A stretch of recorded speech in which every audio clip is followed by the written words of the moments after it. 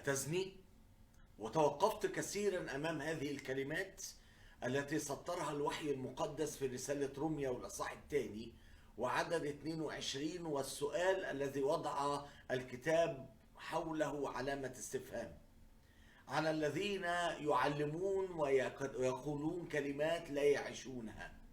عشان كده قال الكتاب: انت اللي بتقول ان لا يزنى أتزني؟ انت اللي بتعلم التعليم ده. المفروض انك تكون اكتر واحد بتطالب وبتعيش وبتطبق المبادئ اللي انت بتقولها. عشان كده توقفت ايضا قدام الكلمات اللي سطرها الوحي في سفر الرؤيا صح 2 وعدد 20، لما بيكلم ملاك احد الكنائس يقول له: لكن عندي عليك قليل انك تسيب المرأة إيذابل التي تقول أنها نبية حتى تعلم وتغوي عبيدي أن يزنوا ويأكلوا ما ذبح للأوثان. ربنا بيتكلم النهاردة معانا وبينا ولينا في حلقتنا النهاردة تحت عنوان عقل فاسد.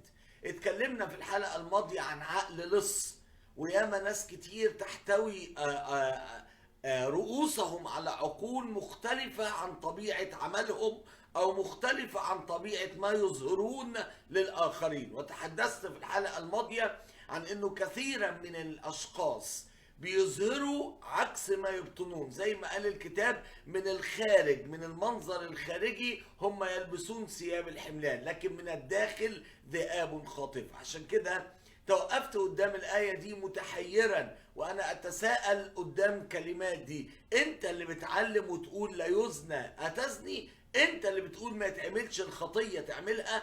ودي حتة خلتني توقفت متسائلا: يا ترى هل لغاية النهاردة الكلمات دي ينفع تتقال لأشخاص؟ هل لغاية النهاردة ينفع أنا وإنت نخاطب ناس موجودة في الساحة، إخوة أخوات قادة مسؤولين، ناس بيقوموا بأعمال حقيقية وأعمال روحية مسؤولة، ينفع نقول لهم من فضلك اللي بتعلموا عيشوا؟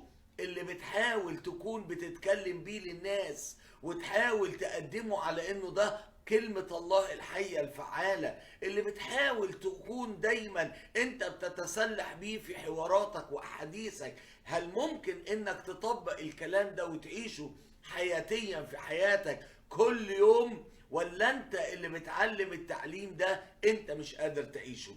عشان كده يوم من الايام بولس كتب لاهل كورنثوس وفي الرساله الاولى والاصحاح الخامس يقول لهم ويحسهم: اما الان فكتبت اليكم. قلت لهم ايه يا بولس؟ قال: ان كان احد مدعوا اخا، لو وسطيكم واحد من الناس اللي انتم بتقولوا عليه من الاخوه، واحد من اللي انتم بتدعوهم من خدام الرب، من اخوه الرب، من الناس اللي ليهم علاقة بعمل الرب، إن كان أحد مدعوا أخا لكنه عنده مشكلة، ماله زانيا أو طماعا أو عابد وثن أو شتاما أو سكيرا أو خاطفا، أن لا تخالطوه ولا تؤكلوا مثل هذا. انتوا لازم تنعزلوا عنهم وتنفصلوا عنهم. ليه؟ قال: لأنه ده الصورة إن مدعو أخ، يعني ده الناس بتقول عنه انه رجل الله، الناس بتقول عنه انه حقيقي مؤمن، الناس بتقول عنه كلام لا يتناسب مع حقيقته. الحقيقة الداخلية اللي هي بتظهر في بعض التصرفات والأفعال، وبتكون تصرفات كارثية وأفعال كثيرة الأذى وكثيرة الصعوبة، بتبقى مختلفة تماما عن ما يعلمه. عشان كده هرجع تاني نفس الآية بتاعت رومية 2:22 الذي تقول أن لا يزنى أتزني. أنت بتعلم حاجة، طبق اللي بتعلمه.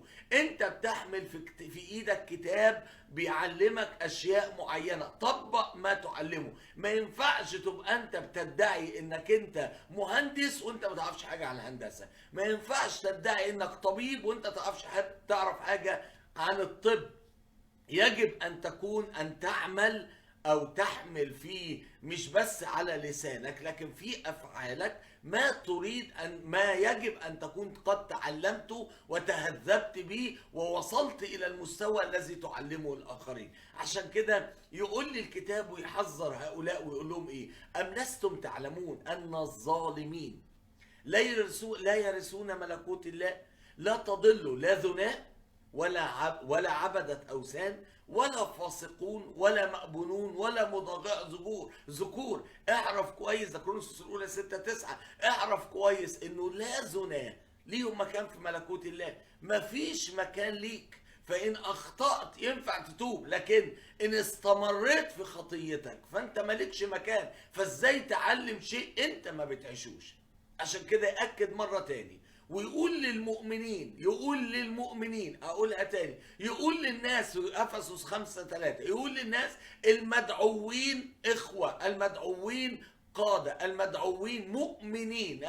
يقول لهم إيه؟ أما الزنا وكل نجاسة أو طمع فلا يسمى بينكم كما يليق بقديسين. ما ينفعش انت بتقول عن نفسك قديس، انت بتقول عن نفسك ابن لله، انت بتقول عن نفسك خادم للعلي، فبالأولى لا زنا ولا نجاسة ولا طمع يسمى بينكم كما يليق بالقديسين. ليه؟ يقول الكتاب لأن هذه هي إرادة الله. مالها إرادة ربنا؟ قداستكم. مالها؟ ربنا عايز مني ايه؟ ان تمتنعوا عن الزنا، ان يعرف كل واحد منكم ان يقتني انائه بقداسة وكرامة، لا في هوى شهوة كالأمم الذين لا يعرفون الله. يعني ما تبقاش اللي بتحركك الشهوة، وما بتبقاش اللي بيحركك هوى الشهوة واتجاهها. لا في هوى شهوة كالأمم الذين لا يعرفون الله. أن لا يتطاول أحد ولا يطمع على أخيه في هذا الأمر. ليه؟ لأن الرب منتقم لهذه كلها كما قلنا لكم قبلا وشهدنا، لأن الله لم يدعنا للنجاسة بل في القداسة. إذن من يرزل لا يرزل إنسانا، بل الله الذي أعطانا أيضا روح القدوس. كم ده بيقول الكتاب في تسالونيك الأولى. خد بالك، ربنا بيحذرني ويوصيني ويوصيك ويأكد مرة ومرات. مش دعوتنا، مش دي الحتة اللي المفروض نكون بنعيشها. طب أنا بقول الكلام ده ليه؟ هل عندي معلومات أو أخبار؟ أكيد أنا بسمع حاجات كتير قوي عن البعض ساقطين في خطية يجب أن يتوبوا عنها، عن كثيرين خرجوا عن إطار التعليم الصحيح، عن ناس بدل ما يعلموا اللي يعيش اللي بيعلموه بيعلموا عكس ما يعيشون، فهم بيعيشوا بحياة بطريقة ويعلم بطريقة تانية. عشان كده النهاردة أنا بأكد عليك إنه ربنا بيقول لي، مش بس بيقول لي عن الزنا، ده حتى النجاسة التي تسبق الزنا. فيقول الكتاب فكونوا متمثلين بالله كأولاد أحباء، اسلكوا في المحبة كما أحبنا المسيح أيضا وأسلم نفسه لأجلنا قربانا وذبيحة لله رائحة طيبة. أما الزنا وكل نجاسة أو طمع فلا يسمى بينكم كما يليق بالقديسين. ما ينفعش. مش بتاعتك. انت مش مدعو تعمل كده، انت مش مدعو لده. انت مدعو تعيش الحياة المقدسة، انت مدعو تعيش حياة تمجد ربنا، فتكون كل خطوة بتخطوها هي لمجد الله. عشان كده يقول الكتاب، اكمل بقى، ده ما طلعش زنا بس، ده بيقول لي ايه؟ ولا القباحة ولا كلام السفاهة والهزل التي لا تليق. خد بالك، مش كل الاشياء تحل لي، لكن ليس كل الاشياء تليق. كل الاشياء تحل لي لكن ليس كل الاشياء تناسبني. عشان كده خد بالك، عشان كده بيأكد الكتاب التي لا تليق، بل بالحري الشكر. فإنكم تعلمون هذا أن كل زان أو نجس أو طماع الذي هو عابد للأوثان، ماله ده؟ ليس له ميراث في ملكوت المسيح والله. ويأكد لا يغركم أحد بكلام باطل. ما تتكلش على الكلام بقى، خلاص النوعية دي ما تاخدش منهم الكلام. لا يغركم أحد بكلام باطل، لأنه بسبب هذه الأمور يأتي غضب الله على أبناء المعصية، فلا تكونوا شركائهم. ربنا النهاردة بيقول لك وبيقول لك اوعى تكون بتتشارك مع هؤلاء. طب بالنسبة للأشخاص دول أنا أعمل معاهم إيه؟ أنا أطلب منهم إيه؟ أنا النهاردة بتكلم إلى هؤلاء الأشخاص اللي واقعين غصب عنهم، ماشي، انا بديهم عذر انه يعني سقط بدون تفكير، لم يحسب حساباته بشكل جيد. بس النهارده في باب للتوبه طبعا موجود، ربنا مستعد النهارده يقبل رجوعك، تصلح اخطائك. ده سهل جدا انك مره تاني تنفض غبارك وتقول لا تسقطي لا تشمتي بي عدوتي لاني ان سقطت اقوم. تقوم؟ ايوه اقدر اقوم. طب اقوم ازاي؟ بص، اولا الكتاب بيقول لنا فان كنتم قد قمتم مع المسيح فاطلبوا ما فوق حيث المسيح جالس عن يمين الله. اطلبه ازاي؟ بالاهتمام. خد بالك من اهتماماتك. عشان كده الكتاب يقول لي اهتم بما فوق، خد بالك من اهتماماتك.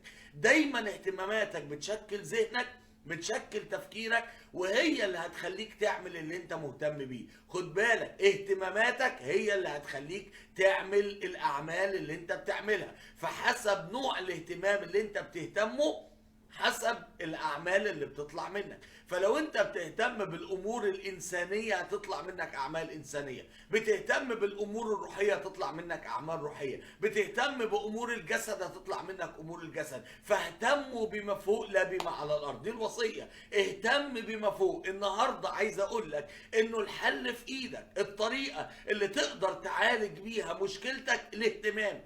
شوف انت الفتره اللي فاتت كنت مهتم بايه ومحتاج تصلحه، محتاج تعيد تظبيط اهتماماتك.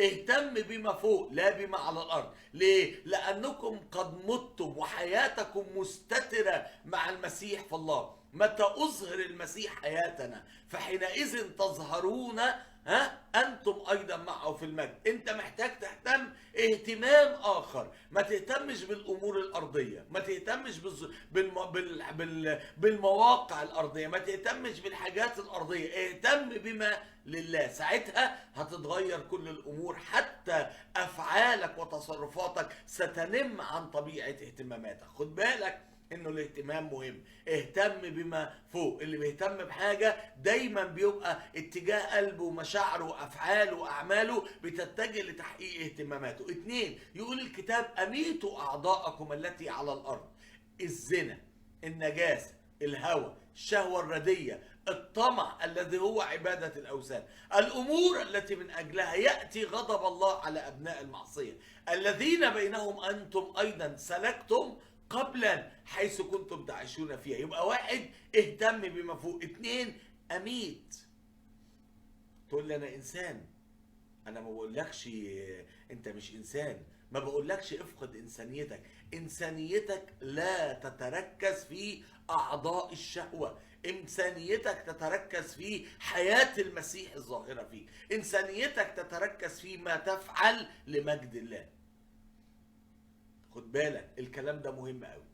يبقى اهتم بما فوق، اميتوا اعضاءكم، موتوا. انا ابقى قاتل مفيش مشكله، دي الحاجه الوحيده اللي ربنا بيسمح لك تقتلها في حياتك. اميت اعضاء الزنا والنجاسه والهوى. ايه هي اعضاء الزنا والنجاسه والهوى اللي ربنا عايزني اميتها في حياتي؟ المنافذ اللي ابليس بيعرف يدخل منها لحياتي دي، انا محتاج اميت الجانب ده، اميت الاتجاه ده. لكن بسرعه الحاجه الثالثه والمهمه قوي: اهربوا من الزنا. الكتاب بيقول لي كده: اهربوا من الزنا. كل خطيه يفعلها الانسان هي خارجه عن الجسد، لكن الذي يزني يخطئ الى جسده. النهارده ربنا بيقول لي وبيقول لك بصوت واضح، بصوت جهوري، بيقول لك النهارده اهتم واميت واهرب. 3 كلمات، والثلاثه اسهل من بعض. ان عشتهم وطبقتهم حاجات كتير جدا في حياتك هتغير. اهتم بما فوق، اميت اعضائك، اهرب من الزنا. سهلين تقدر تطبقهم، موجودين في كلمة الله طبعا. اهتم بما فوق واميت اعضائك موجودة في كورنثوس، في كلوسي 3 من 1-7. طيب اهربوا من الزنا، كورنثوس الاولى 6-18. ربنا بيقول لي الكلام ده، بيقول لي اهتم واميت واهرب. في حاجات معينة محتاج ان انا اعمل ايه؟ اكون جبان فيها. عشان كده لما جه عند الزنا قال لي ايه؟ اهرب منه. ما تدلوش فرصة يسيطر عليك. حد معايا بيتذكر قصة يوسف؟ عمل ايه يوسف؟ فترك الرداء في يديها وهرب. كتير من المرات احنا ما بناخدش بالنا ان الموضوع ما ينفعش فيه مناقشة، ما ينفعش فيه جدال واخد وعطا. الموضوع محتاج يتاخد بطريقه مختلفه. اعمله ازاي؟ اهرب. يقول كده اهتم بما فوق، اميتوا اعضاءكم، اهربوا من الزنا. يدينا الرب نعمه ان الكلمات دي توصل لحياتنا، فيتحول عقلنا الفاسد الى عقل ناجح، الى عقل مميز في ملكوت الله، الى عقل يتمم مشيئه ربنا، وله كل المجد. نفرح نهتف وبأغانينا، داخلين حربنا بالتسبيح، نعلن قوة دم فدينا وقوة الجنب الجريح.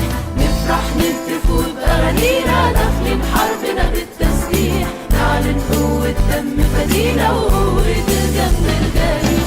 يلي ليك كل الأرض ونرفع لك التسبيح، نعلن عن نصرتنا فيك هي في دم المسيح. يلي ليك كل الأرض ونرفع لك التسبيح، نعلن عن نصرتنا فيك هي في دم المسيح.